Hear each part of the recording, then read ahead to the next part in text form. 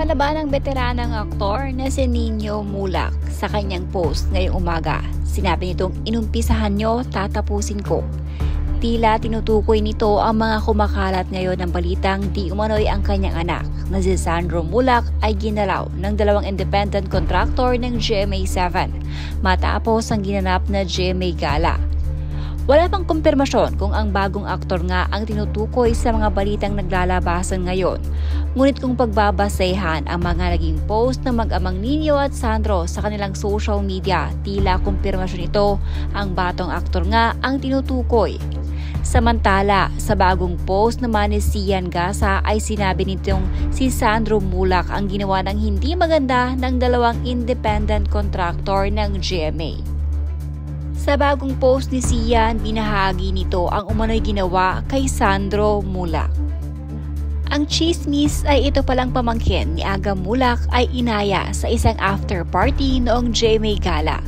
Tara doon tayo sa hotel namin, after party. Maraming pupuntang artista, wika ng dalawang sospek. Pagdating ng biktima sa suit, laking gulat niya na 3 lang pala sila. Itago natin sa pangalang Sandro Mulak, Jojo Nones at Richard Dode.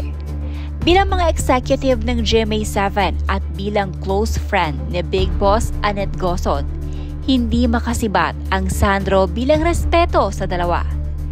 Fast forward, after ng mahabang tsikahan sa sala, napilitang umamat si lalaki tapos nung anes na dinala niya sa kwarto ng dalawang GMA executive.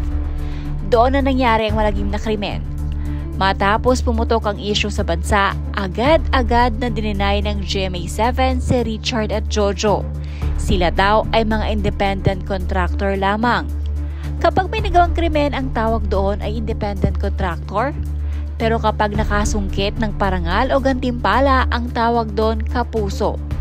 Ayon sa pep.ph, tinangka daw anuhin ng dalawang GMA independent contractor si Sandro Mulak. Fake note, tinangka at independent contractor. Napag-alaman ng ating team na ang totoong may-ari pala ng PEP ay GMA7. Kaya ginagamit nila ito upang i-manipulate ang katotohanan. Walang kinikilingan, walang pinoprotektahan, serbisyong totoo lamang. Ayon kayong slogan ng GMA News ay may paparanas kay Sandro upang mabigyan siya ng ustisya. Abangan ang susunod na kabanata dito sa Facebook page ng Pambansang Marites ng Pilipinas.